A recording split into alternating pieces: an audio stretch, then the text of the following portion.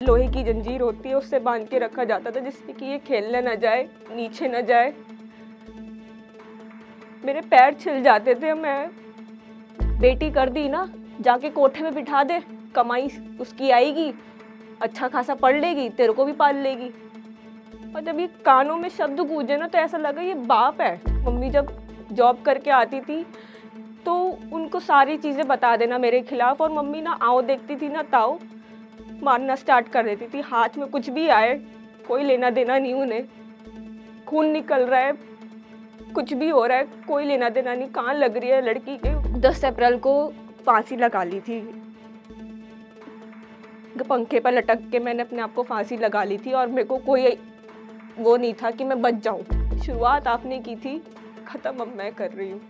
मन में सोचती थी कि ऐसा कुछ करके दिखाना है कि मैं ये सब चीजें खुद खरीद सकूं, कभी किसी के आगे हाथ ना फैलाऊं।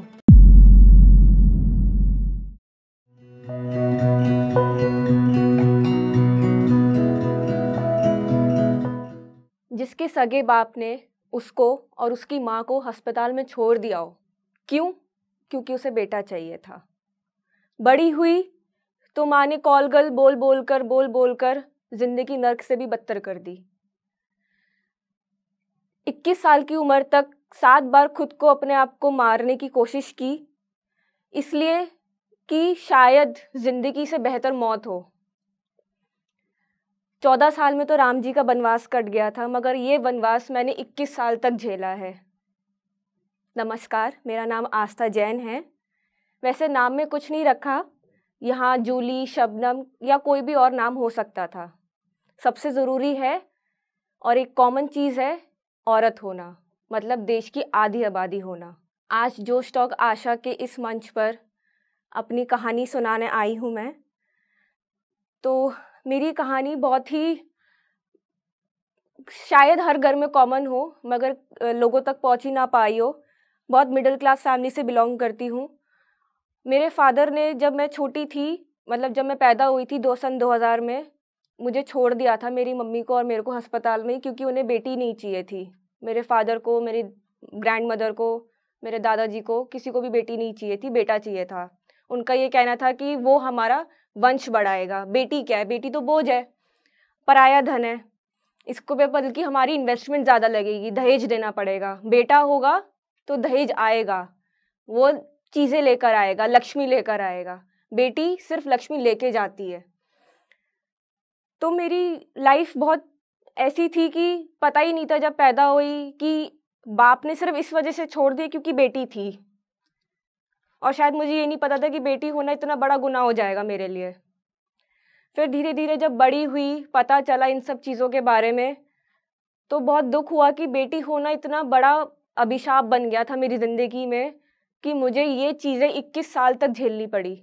जब मैं पैदा हो गई, मम्मी पापा अलग हो गए मेरे पैदा होने के बाद, तो पापा ने कभी पीछे मुड़ के नहीं देखा। जब मेरी नानी ने बोला कि बेटी हुई है, लक्ष्मी हुई है, इसको अपना लो, कोई नहीं, जब दूसरा होगा तो बेटा हो जाएगा, अभी तुम मेरी बेटी को और अपनी बेटी को अपना लो। नहीं अपनाया उन्होंने।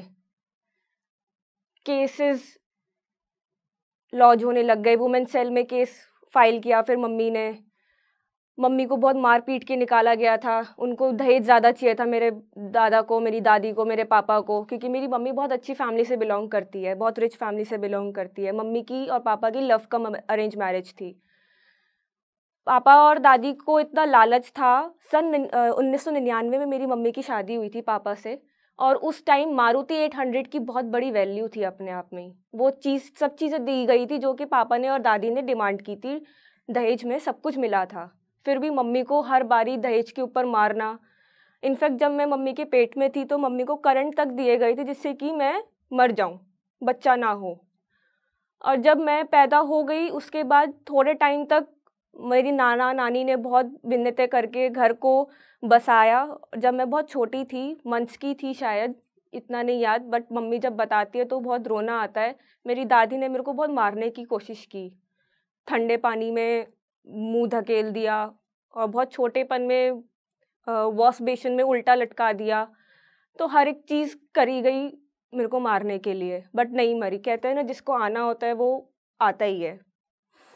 फिर जब थोड़ी-थोड़ी बड़ी हुई, 4-5 साल की उम्र में जो बच्चा अपना बचपन जीता है, उस खिलौनों से खेलता है, मैं कोर्ट कचहरी और पुलिस से खेल रही थी। बहुत अच्छे से याद है कि जब मैं छोटी थी, वुमेन्स सेल में केसेस होते तो मम्मी बहुत रोती थी उनके सामने, पापा के सामने, कि मुझे ना सही मेरी अपनी बेटी को अपना लो। पापा सीधा मना कर देते, मुझे बेटा चाहिए, मुझे बेटी चाहिए ही नहीं। तू कौन है मुझे नहीं पता, मैं दूसरी शादी कर लूँगा, मैं उससे बेटा कर लूँगा। ये सब होते-होते वुमेन्स सेल के बाद फिर कोर्ट में ट्रांसफ़र हुआ केस। कोर्ट में अभी तक हमें न्याय नहीं मिला, 21 साल हो गए केस चलते हुए, अभी तक कोई न्याय नहीं मिला। फिर जब मैं बड़ी हुई, स्कूल जाने लग गई, स्कूल में सब लोग पूछने लग गए कि बेटा तुम्हारे पापा क्या है? पापा नहीं आते हैं, पेटीएम पे पापा नहीं आते हैं। बच्चों को पता चला धीरे-धीरे, फिर उनके पेरेंट्स को पता चला, तो सब पेरेंट्स अपने बच्चों को मना कर देते थे कि इससे ना बात मत करना, ये लड़की अच्छी नहीं है। उनको उनको ये लगता था कि ये कोर्ट कचहरी जाती है, वुमेन्स सेल जाती है, तो शायद ये बहुत मैच्योर है या ये गलत लड़की है। जबकि ऐसा नहीं था, मैं भी उन्हीं बच्चों में से एक थी, जिसको प्यार, जिसको बचपन में खेलना, कूदना पसंद था। मगर कभी किसी ने सपोर्ट नहीं किया। मम्मी के ऊपर कोर्ट का प्रेशर होता था, बाहर कमाने का प्रेशर होता था, और इन सब चीज़ों का प्रेशर, उन सब चीज़ों का टॉर्चर, उन सब चीज़ों का हैरेसमेंट मेरे ऊपर निकलता था मम्मी का। मारना, पीटना, गाली-गलौच करना, ताने कसना। फिर जब 2005 में हमारे साथ ऐसा कुछ हो गया था कि पापा ने रेंट के घर पे हमें लाके छोड़ दिया था और वो वहाँ से भाग गए थे।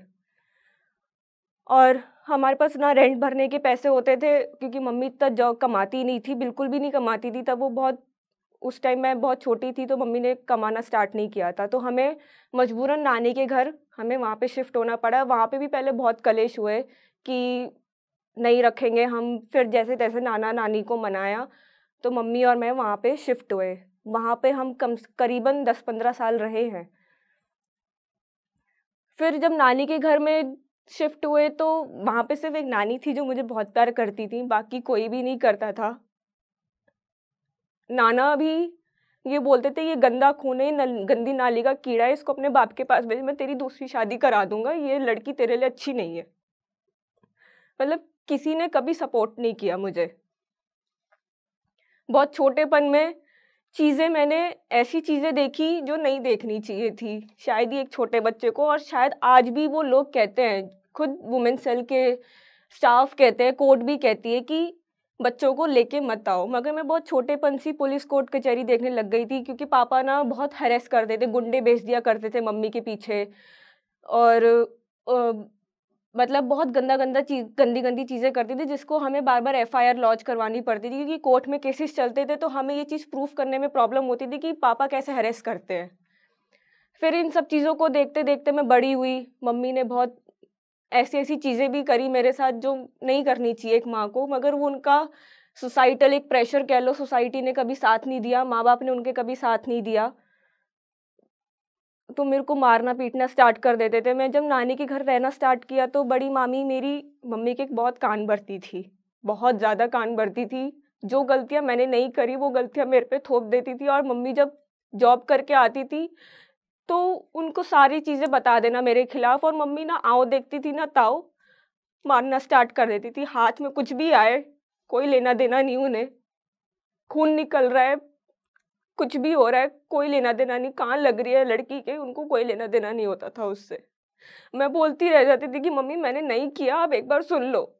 वो यही चीज़ कहती थी, नहीं उसने बोला वही ठीक है। और फिर एक लड़की के ऊपर बाप का साया ना होना बहुत बड़ा मेरे लिए अभिशाप हो गया था। स्कूल के बच्चे मेरे से बात नहीं करते थे, कोई फ्रेंड्स नहीं बनते थे, आस-पड़ोस में कोई बच्चा नहीं खेलता था, क्योंकि उनको सबको पता चल गया था कि मम्मी के साथ पापा रहते नहीं हैं, और इसकी बेटी जो है कोर्ट कचहरी जाती है, तो ये लड़की खराब होगी, ये लड़की हमारे बच्चों को बिगाड़ देगी।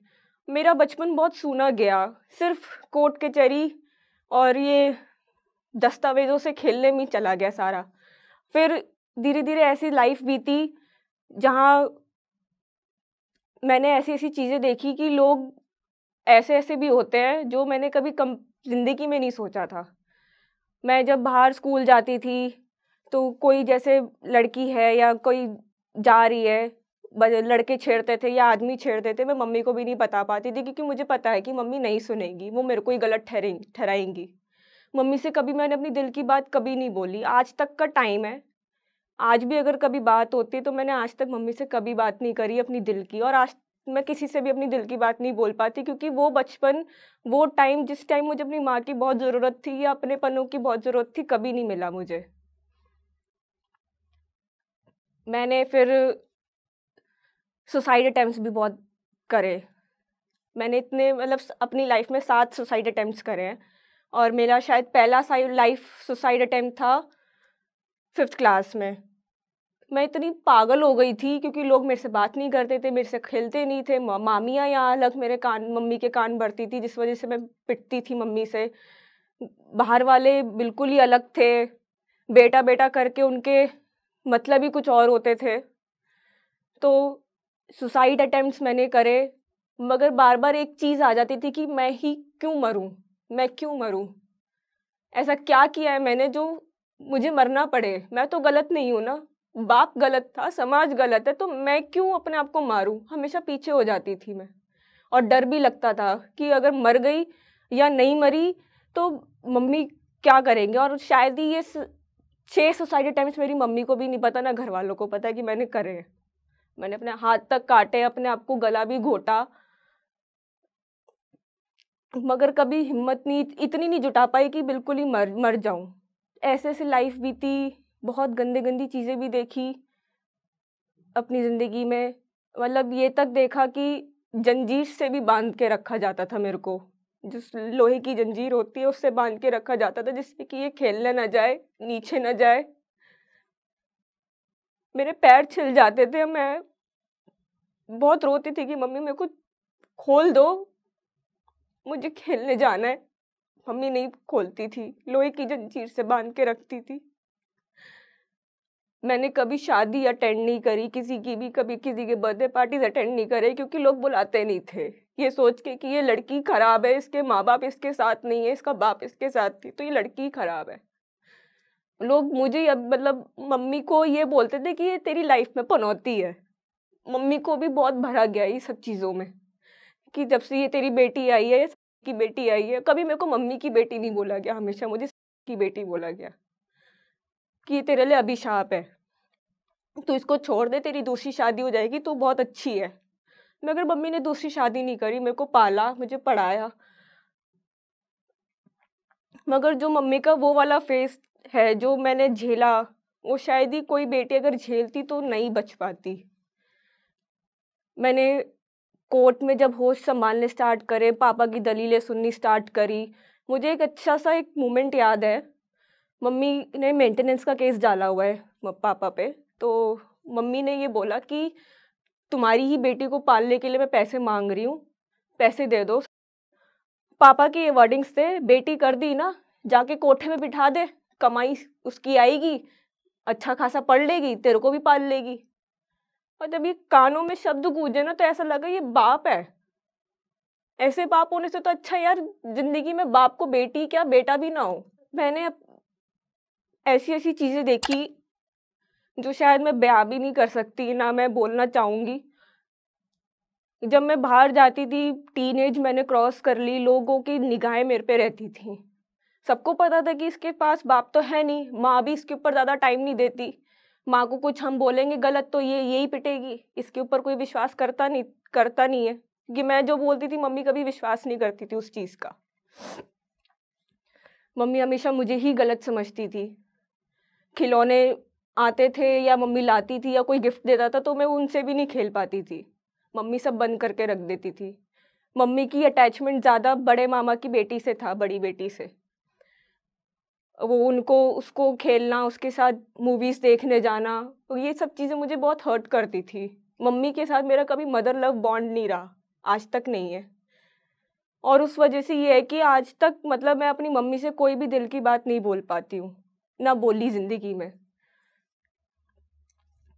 और मम्मी झूठ बोलती थी मेरे से कि नहीं मैं उसको लेके नहीं गई हूँ, मैं तो अकेले गई थी और मैं कहीं काम से गई थी उसको लेके। मगर जब उनके बैग से मूवी टिकट्स निकल रही हैं, फिर बाद में पता चलता था कि वो मामा की बेटी के साथ जाती है, मेरे साथ नहीं जाती है। तो बड़ा दुःख होता था कि अपनी बेटी को ले जाने में क्या प्रॉब्लम है? कहीं न कहीं वो भी ये चीज़ बोलने लग गई थी कि तेरी वज़ह से मेरा पति मेरे से बिछड़ गया, तू पनौती है। तेरी वज़ह से मेरा पति मुझे छोड़ के चला गया, अगर तू ना होती तो मेरा पति मेरे साथ होता। ये चीज़ मेरे अपने अंदर ना समाने लग गई थी। ये चीज़ मेरे ज़हन में बैठ गई थी कि यार इतना क्या मैंने गलती कर दी, और शायद मैं फिर भगवान से बोलने लग गई थी कि अगर बेटी पैदा करनी थी तो एक अच्छी जगह पैदा कर दे जहाँ पे बेटी की कदर होती। 10th में मैंने अपना फर्स्ट टाइम घर छोड़ा था। मेरा फर्स्ट अटेम्प्ट था वो घर छोड़ने का, क्योंकि मैं इतनी प्रेशराइज़ हो गई थी, इतने मेरे पे ताने कसे जाते थे। अगर मुझे कोई चॉकलेट भी चाहिए ना, अगर मैं मम्मी से बोलती थी कि मम्मी मुझे एक चॉकलेट दिला दो, मुँह पे ये ताना आ रहा था, तेरे बाप ने कभी तेरे को पैसे दिए हैं? तेरा बाप मेंटेनेंस नहीं भर देता है मेरे को। और जो मैं कमाती हूँ ना, वो मेरी मेहनत की कमाई, तेरे को पढ़ा लिखा रही हूँ ना, वही बहुत है। ये सब चीज़ें नहीं झेल सकती मैं तेरी, ये सब चीज़ें मैं पूरी नहीं कर सकती। चॉकलेट तक के लिए तरसती थी मैं, अपनी मनपसंद चीज़ें नहीं ले पाती थी मैं। कोई चीज़ पसंद आ गई, कोई खिलौना पसंद आ गया, बस देख के भी दूर से ही खुश हो जाती थी कि हाँ, ये खिलौना है। बस हाथ में पकड़ लिया, बस खुश हो गई। और मन में ये सोचती थी कि ऐसा कुछ करके दिखाना है कि मैं ये सब चीज़ें खुद खरीद सकूँ। कभी किसी के आगे हाथ ना फैलाऊँ। फिर पढ़ाई में मैं अच्छी रही हूँ हमेशा, क्लास में टॉप करती थी, और मगर कभी भी इस चीज़ का भी एप्रिशिएट नहीं हुआ। मम्मी ने कभी एप्रिशिएट नहीं किया। 92% आ रहे हैं तो उस पे भी ताने आते थे कि मैं तेरी ट्यूशन फीस भर रही हूँ, कि अच्छे क्यों नहीं आ रहे हैं marks? And I was like, mummy first आ गई, 92% आ गए, मेरे को 95 चाहिए। 98 क्यों नहीं आए? और भी तो लोगों के बच्चे देख 98 लाते, तू क्यों नहीं लाई? मतलब कभी भी किसी भी अच्छी चीज़ पे एप्रिशिएशन मुझे कभी नहीं मिली, मम्मी की तरफ से ना घर वालों की तरफ से। एक पूरे खानदान में, या मेरी पूरी लाइफ कह लो, एक नानी थी जो मुझे बहुत प्यार करती थी। आज वो इस दुनिया में नहीं है, मगर बहुत कमी खलती है उनकी। कि क्यों नहीं है नानी मेरे साथ? She was the only lady जो मुझे मम्मी की मार से बचाती थी, लोगों के तानों से बचाती थी। और अगर कभी कोई चीज़ चाहिए होती थी, मम्मी ने मना कर दी, चॉकलेट वगैरह, तो नानी ना अपने पास से पैसे लेके देती थी कि आज तो तू जा, तू खा ले। अभी मेरे पास है, फिर बचे न बचे। फिर दुनिया इतनी खराब है, इतनी बदतमीज़ दुनिया, इतनी गंदी दुनिया, वो आपको नौच खाने के लिए पूरी लगी रहती है। मैंने जब घर में प्यार नहीं मिला, घर में बिल्कुल प्यार नहीं मिलता था, फ्रेंड्स नहीं बनते थे मेरे, टीचर बॉयकॉट करने लग गई थी। मैम ने मेरे को इतना टॉर्चर किया था 10th क्लास में, मेरी परसेंटेज बहुत लो थी। मेरे को मतलब वहाँ पे बच्चों को बोल दिया गया था कि इस लड़की से बात नहीं करनी, क्योंकि मैंने अपना घर छोड़ दिया था उस दिन। एक दिन मैंने घर छोड़ दिया था अपना, मेरी बस लगी हुई थी, मैं बस से सीधा बस स्टॉप से घर ना जाके पार्क में जाके बैठ गई थी। इतना प्रेशर हो गया था मेरे पे कि मैंने कि खत्म ही करती हूँ सब कुछ, मैं चली जाती हूँ मम्मी की लाइफ से, क्या पता मम्मी की लाइफ बहुत अच्छी हो जाए मेरे जाने से। मगर कुछ नहीं हुआ, एफआईआर लॉन्च हो गई, मिसिंग कंप्लेंट हो गई, स्कूल में पता चल गई बात। फिर जैसे-तैसे करके किसी मम्मी के जानने वाले ने मुझे घर पहुँचाया। जब स्कूल में ये बात खुली तो मेरे को बॉयकॉट कर दिया गया, कोई बच्चा मेरे से बात नहीं करता था। वो टीचर ने मुझे इतना मारा, उनके नेल्स इतने बड़े-बड़े होते थे, जबकि मारना अलाउड नहीं है स्कूल में, उनके नेल्स के निशान मेरे मुँह पे आ जाते थे। मैं मम्मी को बोलती थी तो मम्मी कहती थी तेरी गलती होगी, टीचर क्यों गलत होगी? तेरी गलती होगी। जब हर जगह से नेगेटिविटी मेरे को मिलने लग गई ना कि मेरी कोई बात सुन ही नहीं रहा है, जब मुझे कोई प्रोटेक्ट ही नहीं कर रहा है, तो फिर फ़ायदा ही क्या है इस सब चीज़ों का? मैंने अपने आप को अपने अंदर ही घुटना स्टार्ट कर दिया, मैं किसी से अपनी बात नहीं बोल पाती थी। अपने तक चीज़ें रखती थी मैं बस। किसी ने गलत किया या किसी ने छेड़ा या किसी ने बाहर बदतमीज़ी करी, कभी किसी को कुछ नहीं बताया। सिर्फ़ अपने तक रखती थी मैं चीज़ें। फिर 11th-12th पास आउट करी, 12th में इकोनॉमिक्स टॉपर रही थी मैं अपनी स्कूल में। फिर लॉ में एडमिशन लिया आईपी यूनिवर्सिटी में, एंट्रेंस क्लियर किया अच्छी रैंक से। लॉ में एडमिशन लिया, फर्स्ट ईयर सेकंड ईयर अच्छा गया मेरा। थर्ड ईयर में आके 2021 में आके मेरी लाइफ बिल्कुल ही बदल गई थी, जिसके लिए कभी सोचा भी नहीं था। जिस लड़की को अनाथ आश्रम वर्ड सुनकर ही रोना आ जाता था अपनी माँ के मुंह से, जब वो माँ बोलती थी कि मैं तेरे को अनाथालय छोड़ आऊंगी या हॉस्टल छोड़ आऊंगी, वो बंदी रो जाती थी। मगर 2021 में ऐसा हुआ कि मैं खुद घर छोड़ने के लिए मजबूर हो गई थी। मैंने 2021 में 10 अप्रैल को फांसी लगा ली थी। पंखे पर लटक के मैंने अपने आप को फांसी लगा ली थी और मेरे को कोई वो नहीं था कि मैं बच जाऊं। मैं लटक चुकी थी, मुझे उसके बाद का कुछ याद नहीं है। मेरी जब आँख खुली तो मैक्स हॉस्पिटल में थी पड़पड़गंज के। तब ये था कि मेरे पर इतना प्रेशर हो गया था, इतना ज़्यादा। मम्मी ने 181 पे मेरी कंप्लेंट कर दी थी कि मेरी बेटी मुझे मारती पीटती है, खाना नहीं देती है। मैं तब उस दिन मेरे पैरों तले ज़मीन खिसक गई थी कि मम्मी ने मेरी कंप्लेंट कर दी। और उस टाइम मेरा करियर इतना अच्छा चल रहा था, एनजीओ से एसोसिएटेड थी, वुमेन सेल में एक प्रोजेक्ट हम इंट्रोड्यूस करने जा रहे थे, एनजीओ के जो फाउंडर थे उनके साथ में। सब खत्म हो गया था, बिल्कुल ही चीज़ें खत्म हो गई थी। और ऐसे ही मैं बिल्कुल अपने आप को मानने लग गई थी कि ये क्या हो गया, मेरा तो पूरा मम्मी करियर ही खराब कर रही है। सुसाइड अटेम्प्ट करने के बाद मुझे ये सुनना पड़ा कि तूने मेरे को दबाने के लिए, मेरे के ऊपर हावी होने के लिए तूने सुसाइड अटेम्प्ट किया, जिससे कि तू मेरे पे हावी हो, मैं तेरी सारी बातें मानूं। मैंने कि नहीं, ऐसा नहीं है। मैं सही में बहुत तंग आ गई थी अपनी जिंदगी से। एक चार दीवारी में बैठे बैठे एक अपने आप को घुटते घुटते मैं पागल हो गई हूँ। मेरे से अब नहीं हो रहा, सहन नहीं हो रहा। आप हर एक बात पे छोटी छोटी बातों पे मारते हो। रोटी जल गई, सब्जी नहीं खरी, घर साफ नहीं किया, मैं बहुत थक गई हूँ, मेरे से नहीं हो रहा अब। मैंने कि मौत ही बुला ले, मगर मौत ने भी नहीं मेरा साथ दिया। फिर 181 में जब कॉल्स हुई, काउंसलर्स आए, वो मम्मी वाली कॉल तो तब गई थी। फिर जब सुसाइड अटेम्प्ट के बाद मम्मी ने इतना टॉर्चर करना स्टार्ट कर दिया था, घर वालों ने टॉर्चर करना स्टार्ट कर दिया था।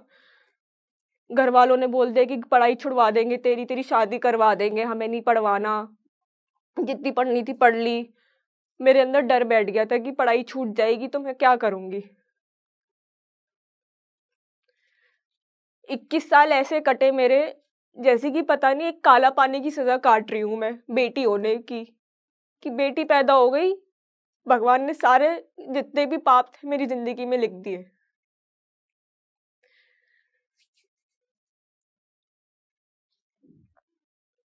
वुमेन सेल में जब कंप्लेंट गई, फिर मेरे को लगा कि अब घर छोड़ देना चाहिए, क्योंकि मम्मी वाला केस तो दब गया था। फिर जब मेरे को हरेस करा गया, घर वाले बोलने लगे तेरी शादी करवा देंगे, मैं बहुत डर गई थी। और मैं बहुत टाइम से ही घर छोड़ना चाह रही थी, बट नहीं छोड़ पाती थी, क्योंकि मम्मी से प्यार बहुत करती थी। मेरे को लगता था कि मम्मी के अलावा कोई भी नहीं है मेरी जिंदगी में, और ना मम्मी का मेरी जिंदगी में। फिर मैंने घर छोड़ने का फैसला किया। एक वन सखी स्टॉप सेंटर है, वहाँ पे मुझे ट्रांसफ़र किया गया। वहाँ वो 5 डेज़ शेल्टर होम है। वहाँ मैं 5 दिन रही। और जब मैं घर से निकल रही थी, तो मैंने सिर्फ़ अपनी बुक्स और कपड़ों के अलावा कुछ नहीं लिया। मम्मी से 1 रुपए भी नहीं लिया था।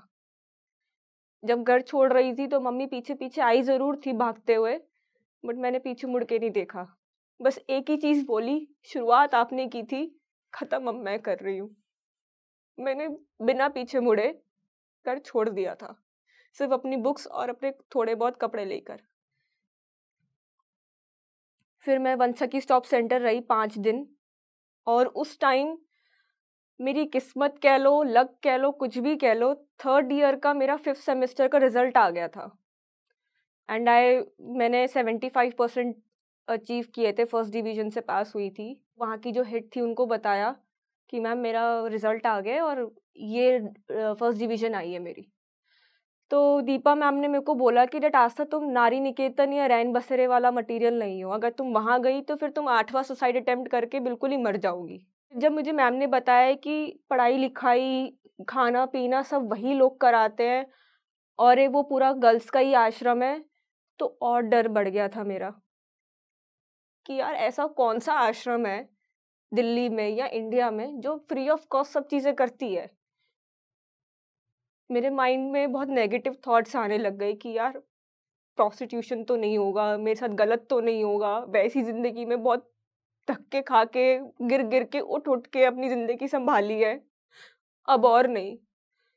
फिर दिमाग में आया कि जहाँ इतना सब कुछ झेल लिया मैंने, जहाँ इतनी लोगों की चीजें झेली, क्या क्या नहीं झेला, बुरी नजर अपने ऊपर झेली, लोगों का जबरदस्ती अपने ऊपर झेली, हैरेसमेंट झेली, मार पिटाई झेली, वहाँ एक और लाइफ को चांस देते हैं, क्या पता नग मतलब नैया पार हो जाए, या तो फिर नेगेटिव होगा या तो पॉजिटिव होगा। नेगेटिव होगा तो मैं पहले लेके ही चल रही थी। फिर जब मैं 21 मई 2022 को माइका स्वीट होम अनाथालय पहुंची, कोविड का सेकेंड लेयर पीक था, वहां पे मेरी जब अविनाश भैया से बात हुई तब भी डर लग रहा था कि यार ये सामने वाला आदमी तो यूज नहीं करेगा, ये सामने वाला आदमी तो मेरे को क्या करवाएगा क्या नहीं, कुछ नहीं पता था मुझे। उन्होंने मेरे से बातचीत करी, उन्होंने मेरे बारे में पूछा कि क्या कर रही हो क्या नहीं। मैंने उनको बताया कि मैं BLLB IP यूनिवर्सिटी से 3rd ईयर कर रही हूँ और मुझे सिर्फ रहने की जगह दे दो, मैं नौकरी करके अपनी पूरी पढ़ाई पूरी कर लूंगी, मुझे सिर्फ आप रहने की और खाने पीने की सुविधा दे दो, मैं उसका भी रेंट पे कर दूंगी कमा कर। तो उन्होंने बोला कि बेटा तेरे को कमाने की जरूरत नहीं है, तू जहाँ आई है ना वो सारी चीजें ये NGO उठाएगा, मैं उठाऊंगा। तब डर लगने लगा थोड़ा सा कि ऐसा कोई आदमी नहीं है जो बिना स्वार्थ के काम करे, आज की दुनिया में खासकर। मगर जब 2 महीने 3 महीने 6 महीने बीते, मेरी 4th ईयर की फीस आई, जब उन्होंने वो पे करी, मेरी बुक्स क्योंकि 3rd ईयर का 6 सेमेस्टर था, उसकी बुक्स आनी थी, उसकी एग्जामिनेशन फीस जानी थी, सब जाना था, वो सब भैया ने किया था, विनाश भैया ने। मैं जब वहाँ पहुंची, अपनी पढ़ाई कंटिन्यू करी, हर सेमेस्टर में अच्छी फर्स्ट डिवीजन से पास होना, और फिर सोचा नहीं था जिस बारे में, IP यूनिवर्सिटी में रैंकिंग मेरी 2nd आई, सब कुछ भैया ने सारी चीजें करी, सारा सपोर्ट किया। तब लगा कि यार नहीं, बेटी होना अभिशाप नहीं है, नहीं बेटियां बोझ नहीं होती हैं। भैया ने मेरे को बोला आस्था, देख तू मेरी बेटी है, और जिंदगी में पहली बार किसी ने ये चीज बोली थी मेरे को कि देख तू मेरी बेटी है, और मैं बोलने के लिए नहीं, सही में बोल रहा हूँ कि तू मेरी बेटी है। और वो हर एक लड़की को जो वहां पे रहती है वो सबको यही बोलते हैं। तब मेरे आंखों में आंसू थे और उस टाइम मैंने बोला कि आप पहले इंसान हो जिसने मुझे ये बोला कि तू मेरी बेटी है। फिर अपनी पढ़ाई कंटिन्यू करी, जैसे कि मैंने अभी बताया कि IP यूनिवर्सिटी की रैंकिंग में 2nd टॉपर रही हूँ लॉ में। फिर मेरे को जज बनना था। अब मैं ये कह सकती हूँ कि ठीक है, जो भी हुआ, 21 साल जो वनवास था मेरा पूर्ण हुआ, और अब आगे बढ़ना है, अब जिंदगी में कुछ करके दिखाना है, अब पीछे मुड़ के नहीं देखना चाहे कुछ हो जाए। अब जिंदगी ऐसी बितानी है और ऐसा कुछ करके दिखाना है कि लोग बोले ये वही आस्था है, ये वही आस्था है जिसको हम बुरा बोलते थे। और आज शायद कहीं ना कहीं ये चीज मैं प्रूव कर पा रही हूँ, शायद कर पा रही हूँ, मुझे नहीं पता, क्योंकि अब यहाँ रहकर ऐसी ऐसी चीजें सीख रही हूँ मैं। क्योंकि जब माइका में जो केसेस आते हैं उनके साथ बैठ के जब उनके साथ काउंसलिंग की जाती है, अभी मैं एडवोकेट हूँ, लॉ कंप्लीटेड है मेरी, मैं दिल्ली बार काउंसिल से एनरोल्ड हूँ, एडवोकेट हूँ, अब जुडिशरी की तैयारी कर रही हूँ। काउंसलिंग जब होती है माइका में केसेस की, तो अब ऐसा लगता है कि नहीं यार आस्था, तेरे को जीना है यार, जो तेरे साथ हुआ है वो और किसी के साथ नहीं होना चाहिए। बेटी होना अभिशाप नहीं है, बेटी होना एक गर्व की बात है। दुनिया है, लड़का और लड़की इक्वल है। जब लड़के को पूरी आजादी है तो लड़की को भी पूरी आजादी है अपना प्यार चुनने के लिए, अपना करियर चुनने के लिए, अपने हर चीज़ चुनने के लिए। मैं लास्ट में यही बोलना चाहूँगी, औरत होना बहुत गर्व की बात है। अपने आप को कमज़ोर मत समझो। आगे बढ़ो, आवाज़ उठाओ, जहाँ गलत लगता है आपको कि आपके साथ गलत हो रहा है, वहाँ आगे बढ़ के आवाज़ उठाओ। बस एक चीज़ सोचिएगा, अगर जहाँ कमज़ोर रहो कि मैं गलत नहीं हूँ। अगर आप गलत हो 100 बार झुको, गलत नहीं हो तो सीना तान के खड़े होके, चाहे अपना भी आपके सामने हो ना, सीना तान के खड़े होके जवाब दो। एक ऐसा कोर्स जो घर बैठे आपको स्किल्स भी सिखाए और जॉब भी दिलाए। जोश talks jobs for women course के साथ इट इज पॉसिबल। करिए अपने करियर की नई शुरुआत जोश टॉक्स के साथ। ज्यादा जानकारी के लिए click on the link in description.